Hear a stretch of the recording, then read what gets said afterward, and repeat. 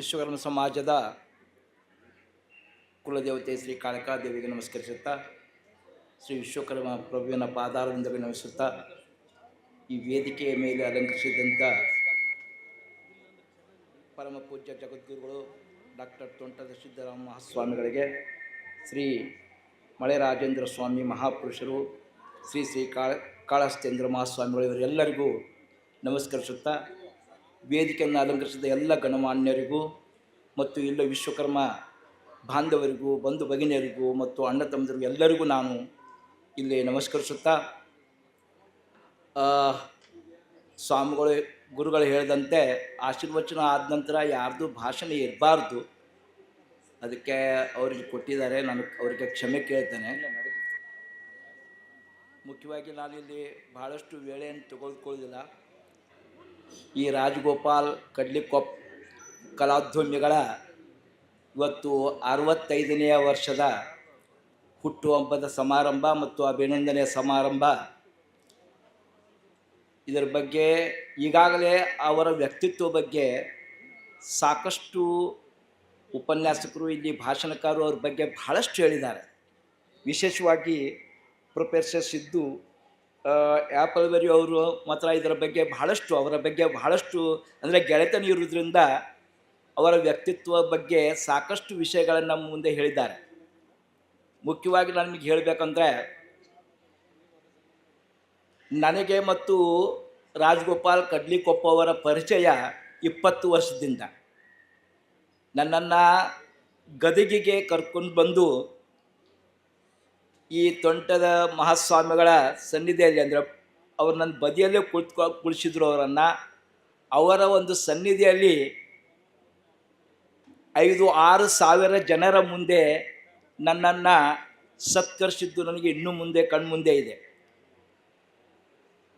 ಮುಖ್ಯವಾಗಿ ಇವತ್ತು ನನಗೆ ಬೇರೆ ಬೇರೆ ಕೆಲಸಗಳು ಇದ್ದು, ಇವತ್ತು ಮನೆಯ ಕೆಲಸ ಕೂಡ ಇತ್ತು. ಮನೆಯಲ್ಲಿ ಒಬ್ಬರು ನಮ್ಮ ಮಿಸ್ಸಸ್ಸಿನ ತಂಗಿ ಮಗಳು ನೋಡ್ಲಿಕ್ಕೆ ಬರ್ತಾಯಿದ್ರು. ನಮ್ಮ ಮನೆಯಲ್ಲಿ ಏನಾದ್ರು ಅಂದರೆ, ಇಲ್ಲ ಆ ಕಾರ್ಯಕ್ರಮ ಮೊದಲು ಹೋಗ್ರಿ, ಆಮೇಲೆ ಅದು ಅದೆಲ್ಲ ಮನೆ ಮುಂದಿಂದು.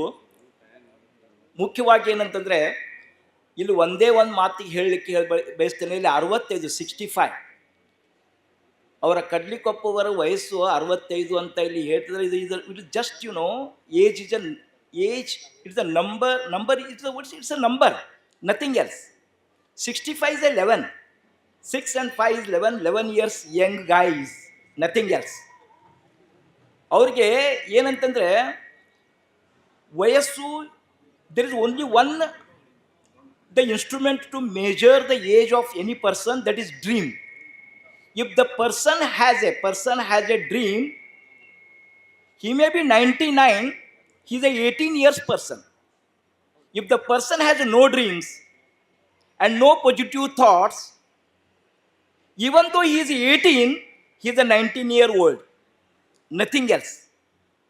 ಯಾವ ವ್ಯಕ್ತಿಗೆ ಕನಸುಗಳಿಲ್ಲವೋ, ಸಕಾರಾತ್ಮಕವಾದ ಚಿಂತನೆಗಳಿಲ್ಲವೋ, ಸಮಾಜಕ್ಕೆ ತನ್ನಿಂದ ಏನಾದರೂ ಕೊಡಬೇಕಂತ ಬಯಕೆ ಇಲ್ಲೋ, ಆ ವ್ಯಕ್ತಿ ಎಷ್ಟೇ ಚಿಕ್ಕವಾಗಿದ್ದರೂ ಕೂಡ ಅವನು ಸಾವಿಗೆ ಸಮೀಪ ಆಗಿರ್ತಾನೆ.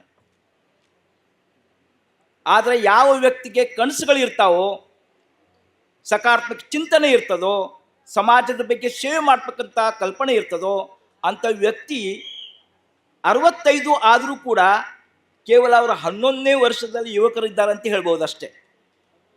ಅಂಥ ಒಬ್ಬ ಮಹಾನ್ ವ್ಯಕ್ತಿಯನ್ನು ನಮ್ಮ ಸಮಾಜದಲ್ಲಿ ನಾವು ಪಡ್ಕೊಂಡಿದ್ದೇವೆ. ಮತ್ತು ಇಲ್ಲಿ ಕಲೋದ್ಯಮಿ ಅಂತ ಹೆಸರು ಕೊಟ್ಟಿದ್ದಾರೆ, ಅದು ಸತ್ಯ ಇದೆ. ನಿಮಗೆ ಭಾಳಷ್ಟು ಜನ ಭಾಳಷ್ಟು ಸಮಾಜದಲ್ಲಿ ಭಾಷಣ ಮಾಡ್ತಾರೆ. ಏನಂತಂದರೆ, ನಮ್ಮ ವಿಶ್ವಕರ್ಮ ಸಮಾಜದವರು ಹಿಂದುಳಿದವ್ರು ಇದ್ದಾರೆ, ಆರ್ಥಿಕವಾಗಿ ಹಿಂದೂ, ಶೈಕ್ಷಣಿಕವಾಗಿ ಹಿಂದೂ, ನಾವು ಎಲ್ಲದರಲ್ಲೂ ಹಿಂದ ಅಂತ ಹೇಳ್ತಾ ಇದ್ದೇವೆ. ಹಿಂದೇನಿಲ್ಲ, ನಮ್ಮ ಯೋಚನೆಗಳಷ್ಟೇ ಹೀನಾಗಿದ್ದವು ಅಷ್ಟೇ. ನಮ್ಮ ಯೋಚನೆಗಳ ಹೀನತೆಯಿಂದ ನಾವು ಹಿಂದುಳಿದೇವೆ ಅಷ್ಟೇ.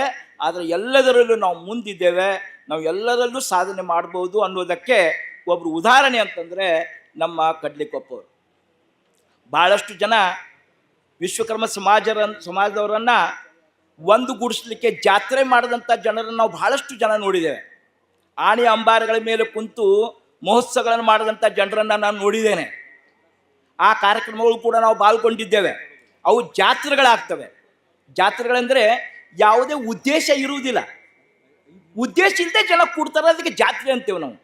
ಈಗ ಫಿಲ್ಮ್ ಥಿಯೇಟರ್ದಲ್ಲಿ ಯಾವಾಗಾದ್ರೂ ಫಿಲ್ಮ್ ಥಿಯೇಟರ್ದಲ್ಲಿ ಹೋಗ್ರಿ, ಎಲ್ಲರೂ ಬಂದು ಪಿಕ್ಚರ್ ನೋಡಕ್ಕೆ ಬಂದಿರ್ತಾರೆ, ಯಾವುದು ಉದ್ದೇಶ ಇರುವುದಿಲ್ಲ, ಅವ್ರು ಪಿಕ್ಚರ್ ನೋಡೋದಿರ್ತೈತಿ, ಎಂಟರ್ಟೈನ್ಮೆಂಟ್ ಹೋಗೋದಿರ್ತೈತಿ. ಆದರೆ ಒಂದು ಉದ್ದೇಶದ ಕಡೆಗೆ ಸಮಾಜವನ್ನು ಒಂದುಗೂಡಿಸಿ ಸಮಾಜಕ್ಕೆ ಹೊಸ ರೂಪವನ್ನು, ಹೊಸ ಕನಸನ್ನು, ಹೊಸ ಹುರುಪನ್ನು ತುಂಬತಕ್ಕಂಥದ್ದು ಮತ್ತು ಹೊಸ ಮಾರ್ಗವನ್ನು ತೋರಿಸ್ತಕ್ಕಂಥ ಕೆಲಸಕ್ಕೆ ನಾವು ಸಂಘಟನೆ ಅಂತ ಕರಿತೇವೆ. ಆ ಸಂಘಟನೆಯ PhD ಯಾರಾದರೂ ಮಾಡಿದ್ದಾರೆ ನಮ್ಮ ಸಮಾಜದಲ್ಲಿ ಅಂತಂದರೆ ನಮ್ಮ ಕಡ್ಲಿಕೊಪ್ಪ ಅವರು. ಅವರಿಗೆ ಈ ಸಂಘಟನೆ ಅಂತಂದರೆ 5-6 ಸಾವಿರ 7 ಸಾವಿರ 8 ಸಾವಿರ ಮಂದಿ ಜನರು ಕೂಡಿಸೋದಂತ ಅವರಿಗೆ ಬಹಳ ಸರಳ. ಯಾಕೆ ಗೊತ್ತಿದ್ರೆ ಅವ್ರು ಕರೆದು ಕೂಡಲೇ ಎಲ್ಲರೂ ಯಾಕೆ ಬರ್ತಾರೆ ಅಂತಂದರೆ ಅವರು ಸಮಾಜ ಬಗ್ಗೆ ಇರ್ತಕ್ಕಂಥ ಕಳಕಳಿ ಮತ್ತು ಸಮಾಜದ ಬಗ್ಗೆ ಅವ್ರು ಮಾಡ್ತಕ್ಕಂಥ ಸೇವೆ, ಅವರು ಅನೇಕ ಸೇವೆಯನ್ನು, ಅಂದರೆ ಉದಾಹರಣೆಗೆ ಇವತ್ತು ಫೈನಾನ್ಸ್ ಮಾಡಿದ್ದಾರೆ ಉದ್ಯಮಕ್ಕೆ, ಅದು financial knowledge is very important. ನೀವು ಎಷ್ಟು ನಾಲೆಜ್ ಹೇಳಿದ್ರಲ್ಲ, ಎಷ್ಟೇ ನಾಲೆಜ್ ಇದ್ದರೂ ನಿಮಗೆ ಫೈನಾನ್ಷಿಯಲ್ ನಾಲೆಜ್ ಇಲ್ಲ ಅಂತಂದರೆ academic knowledge is nothing, academic ಅದಕ್ಕೆ ವ್ಯಾಲ್ಯೂನೇ ಇಲ್ಲ. ಅಂಥ ಫೈನಾನ್ಷಿಯಲ್ ನಾಲೆಜನ್ನು ಕೊಡ್ತಕ್ಕಂಥ ಕೆಲಸ ಉದ್ಯಮಗಳನ್ನು ಸ್ಥಾಪನೆ ಮಾಡಿದ್ದಾರೆ, ಫೈನಾನ್ಸ್ ಮಾಡಿದ್ದಾರೆ. ಮತ್ತು ಗದಗ ಜಿಲ್ಲಾ ವಿಶ್ವಕರ್ಮ ನೌಕರ ಕ್ಷೇಮಾಭಿವೃದ್ಧಿ ಸಂಘ ಮಾಡಿ ಎಲ್ಲರನ್ನ ಸಂಘಟಿಸಿದ್ದಾರೆ. ಈ ಜಾಗ ಸ್ಯಾಂಕ್ಷನ್ ಆದಾಗ, ಈ ಜಾಗ ಖರೀದಿ ಆದಾಗ ನಾವು ವಿಶೇಷವಾಗಿ ಈ ಜಾಗಕ್ಕೆ ಬಂದು ಹೋಗಿದ್ದೇವೆ. ನನಗೆ ಕರೆದಿದ್ರು ಅವರು ಈ ಜಾಗ ತೋರಿಸ್ಲಿಕ್ಕೆ. ಖರೆ ಇವತ್ತು ನೋಡಿದರೆ ಅಲ್ಲಿ ಭವ್ಯವಾದಂಥ ಕಟ್ಟಡವನ್ನು ನೋಡಿದರೆ ಸಮಾಜವನ್ನು ಹೆಂಗೆ ಕಟ್ಟಬೇಕು ಅನ್ನೋದು ಉದಾಹರಣೆಗೆ ಅವ್ರು ಕಡ್ಲಿಕೊಪ್ಪವರಿದ್ದಾರೆ. ಮತ್ತು ನಿಮಗಾಗಲ್ಲ, ನಮಗೊಬ್ಬರು ನಮ್ಮ ಸಿರ್ಸಂಗಿ ಅಧ್ಯಕ್ಷರು ಏನು ಹೇಳಿದ್ರು ಅಂದರೆ, ನಾವು ಸಮಾಜಕ್ಕೆ ಯಾರು ಕೆಲಸ ಮಾಡ್ತಾರಲ್ಲ ಅವ್ರ ಮನೆಯೊಳಗೆ ಒಂದು ಸ್ವಲ್ಪ ಭಾಳ ಪ್ರಾಬ್ಲಮ್ ಇರ್ತೈತಿ ರೀ. ಅವ್ರ ಮನೆಯೊಳಗೆ ಮೆಚ್ಚೋದಿಲ್ಲ ಯಾರನ್ನು. ನಮ್ಮ ಮನೆಯೊಳಗೆ ಕಡ್ಲಿಕೊಪ್ಪವ್ರ ಮನೆ ಯಾರೂ ಇರಲಿ, ನಾವು ಸಮಾಜ ಸೇವೆ ಮಾಡೋರಿದ್ದಂದ್ರೆ ಮನೆಯವ್ರನ್ನೆಲ್ಲ ಏನು ಮಾಡ್ತಿರ್ತಾರೆ ಅಂದ್ರೆ ನಮ್ಮನ್ನು ಬಿಟ್ಟಿರ್ತಾರೆ ರೀ. ಆಕಳ ಬಿಟ್ಟಿರ್ತಾರಲ್ಲ, ದೇವ್ರಿಗೆ ಹಂಗೆ ಬಿಟ್ಟಿರ್ತಾರೆ. ನಾವು ಹೊರಗೆ ಹೋಗ್ತಿರ್ತೀವಿ. ಇವತ್ತು ನಮ್ಮ ಮನೆಯಾಗ ಎಷ್ಟೇ ಕೆಲಸ ಇದ್ರು ಮೊದಲು ನಾವು ಹೊರಗೆ ಹೋಗ್ರಿ, ಮೊದಲು ನಿಮ್ಮ ಕೆಲಸ ಮಾಡ್ಕೋರಿ ಅಂತ ಇರ್ತಾರೆ. ಮತ್ತು ಮಂದಿನೂ ಅವ್ರು ಎಲ್ಲರೂ ಅದೇ ಇಲ್ರಿ, ಅವರು ಹೊರಗೆ ಹೋಗ್ಯಾರನ ಅಂತಿರ್ತಾರೆ. ಯಾಕಂದ್ರೆ ನಮ್ಮದು ಪರಿಸ್ಥಿತಿ ಹೆಂಗಾಗಿರ್ತದಂದ್ರೆ ನಮಗೆ ಅದರಲ್ಲೇ ಖುಷಿ ಇರ್ತದೆ ರೀ. ನಮಗೆ ಖುಷಿ ಇರೋದು ಅದರಲ್ಲೇ ನಮಗೆ ಜೀವ ಮಾಡೋದು. ಅಂಥ ಖುಷಿಯನ್ನು ಪಡ್ತಕ್ಕಂಥ ಕಡ್ಲಿಕೊಪ್ಪವರು ಇದ್ದಾರೆ. ತಮ್ಮ ಖುಷಿಯ ಜೊತೆ ನಿಮ್ಮ ಖುಷಿಯನ್ನು ಕೊಡ್ತಾರೆ. ಅವರ ವೈಯಕ್ತಿಕ ಬದುಕನ್ನು ಇವತ್ತು ನಾವು ಕೇಳಿದ್ವಿ. ಅವರ ಮಕ್ಕಳ ಬಗ್ಗೆ ಇರ್ತಕ್ಕಂಥ ಅವರ ಲಕ್ಷ್ಮಿ ಅವರ ಅಕ್ಕನವರದ ಸ್ವಭಾವ, ಅವರ ತ್ಯಾಗ ಮನೋಭಾವನೆ, ತಾಯಿ ಮಮತೆ, ಇವೆಲ್ಲವುಗಳನ್ನು ನಾನು ನೋಡಿದ್ದೇನೆ.